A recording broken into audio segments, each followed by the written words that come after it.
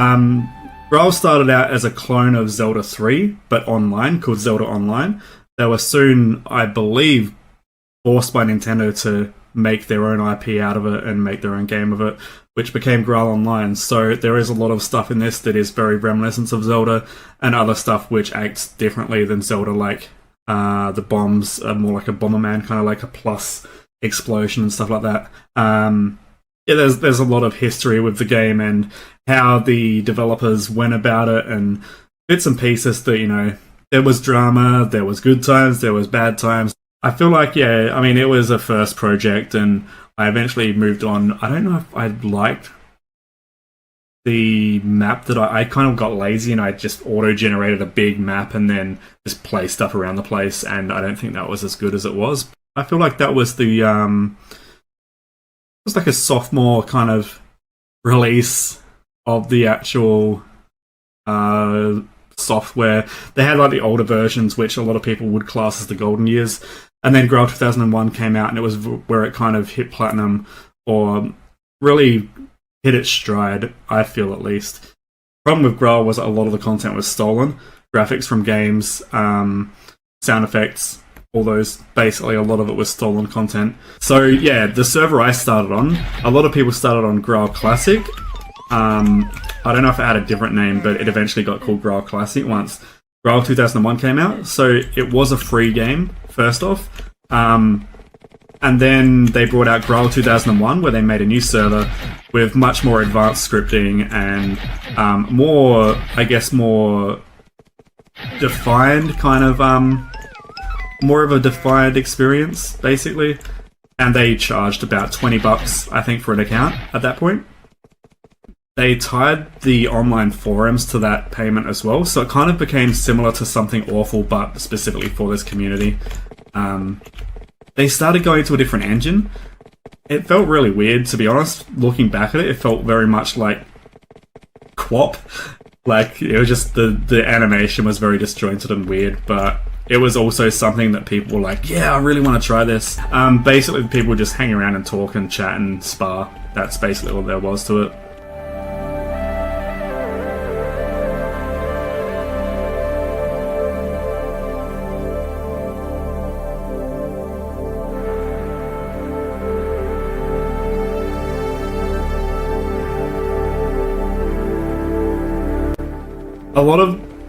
I feel like a lot of my level design was sadistic, and it was more to frustrate people than anything, really. I did, because I was the server admin, and there was other people that were admins as well. If someone was annoying us, we could put them into like a jail cell and just like go, don't do that. This is all my creation. I might have had some people help me with scripting of the enemies, but at least the level design was levels that I designed. As for other stuff, yeah, I mean, graphics were obviously lifted from other places. And then again, people would be farming money to get all the other items in the store that you saw, the mace. I spent a lot of time in communities to the side of the actual game as well. Made a few friends that way, made a few enemies, you know, how the internet works. But yeah, a lot of us made servers, and basically everyone was interconnected. This was like a little demo area I'd kind of built, like starting out, just to build up, you know, the community. And then eventually I moved on and made a much bigger server. I think I tried to make this as a very, like a closed experience. I don't want to kind of toot my own horn, but I tried to make it as professional as I could at that age. So I'm basically saying about all these little bits and pieces that were happening around the game. I don't remember where a lot of this stuff events arena. I think I made a little game show. So this is online. This was online. A lot of players were being here.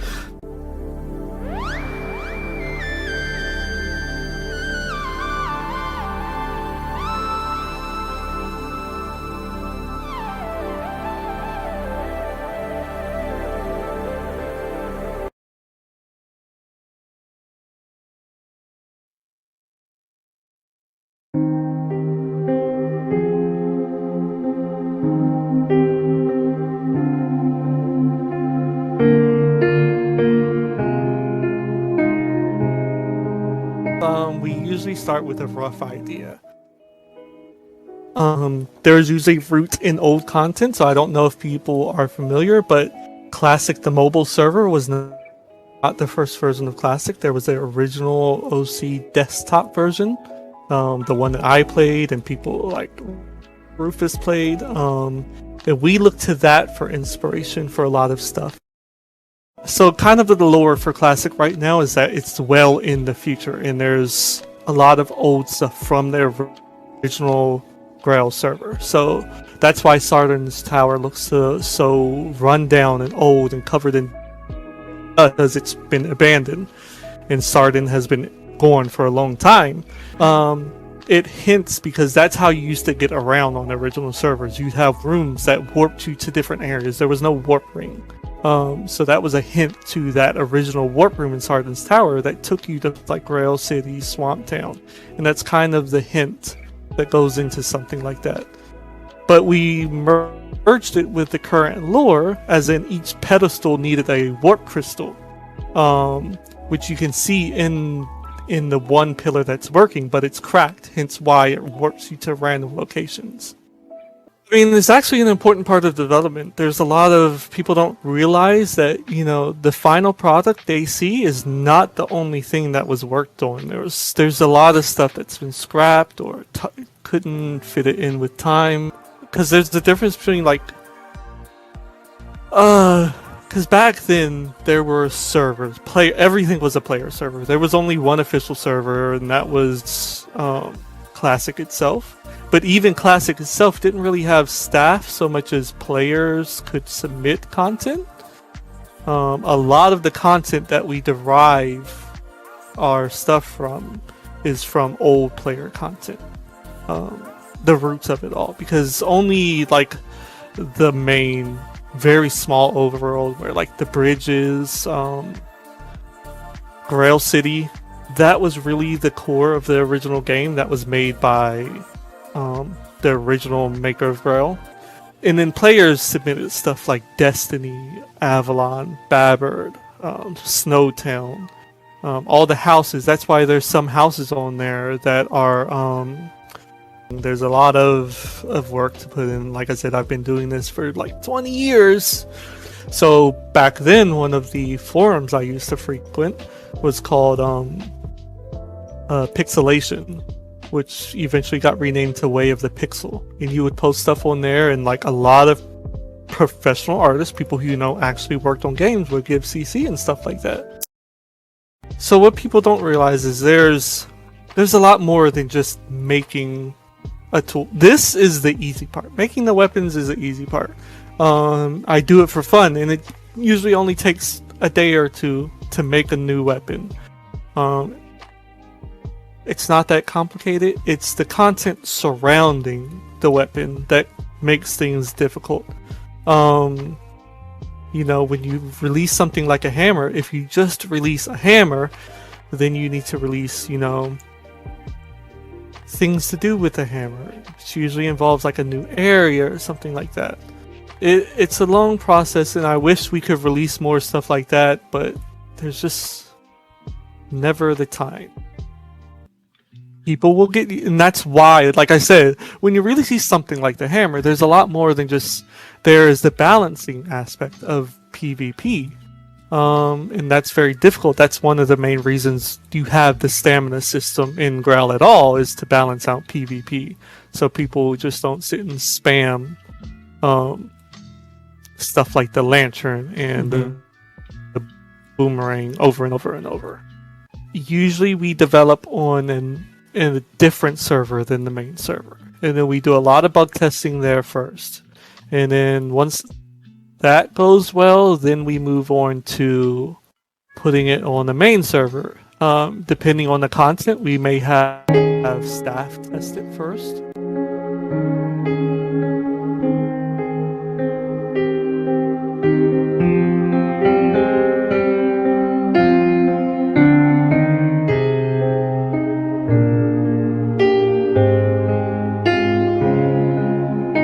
To make something for Classic is a lot more involved and complicated. I'll say that making stuff for a multiplayer setting, there's a lot more to consider. There's a lot more factors. There's how it interacts with other players, balancing it, making it look good, because a lot of the methods that we're going to be using to show, for example, a hook shot wouldn't look very smooth on a server like Classic because of lag. So there's a lot of that I try to do when I'm making professional stuff for the server that makes it look smoother and better in game for players. So, for example, the boomerang in a single player game, very easy to make, pick up items and stuff like that. But on a game like Graal, where it's multiplayer and there's a server that holds most of the information for stuff like item drops, growlits, there's a lot of extra you have to do to make it smooth. When your boomerang touches an item, to pick it up for you on screen, and also to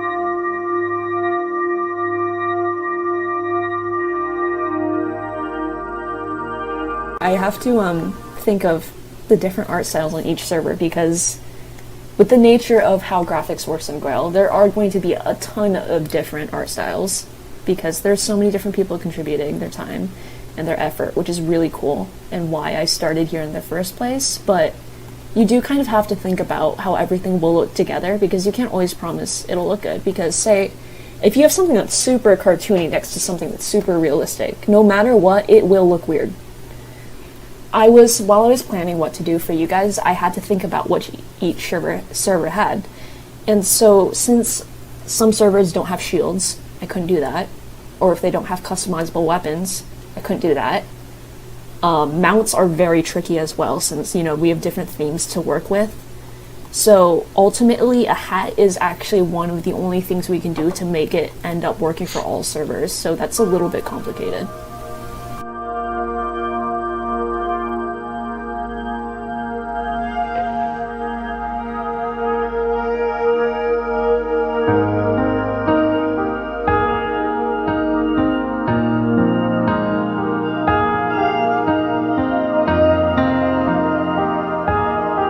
So I have multiple front frames, because while I'm working on hats, I like to kind of give a few sketches of it to see which one I like.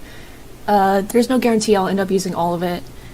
I probably will end up using even one or two, but I like having the option of just having them ready there, just in case.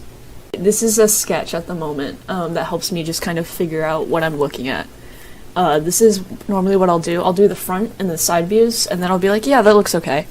And then move on to refining the outlines, and then I go back to coloring it in.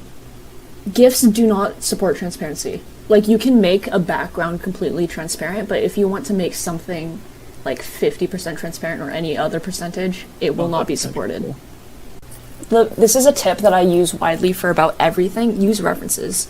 Even if you can't use references from like Pinterest or whatever, use references from in-game. Do not copy things, because it won't help you become a better artist, and it's disrespectful for the person you're copying from.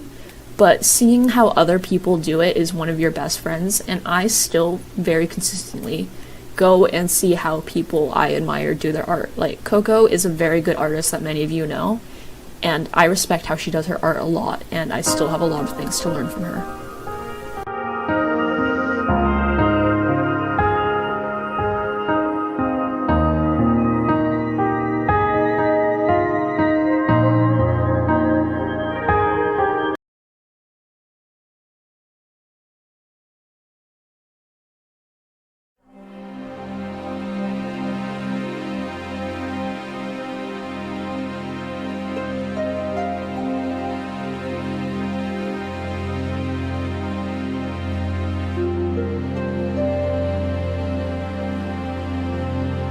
we've been kind of looking at like partnerships and stuff. I know Pallison is here, and we've kind of done a partnership with him with like Graal packs and stuff, and we've done a partnership with New Gamestrom.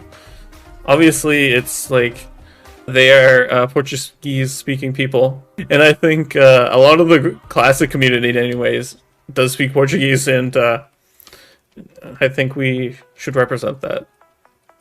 So giving you guys more of an incentive and the kind of community more of a incentive to kind of make videos and just have fun is what we're looking for.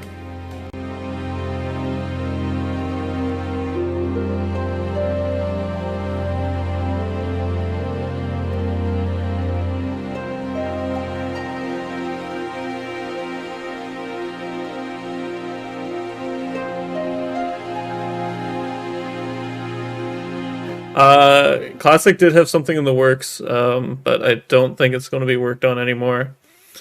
But yeah, we got some cool stuff coming up. GST.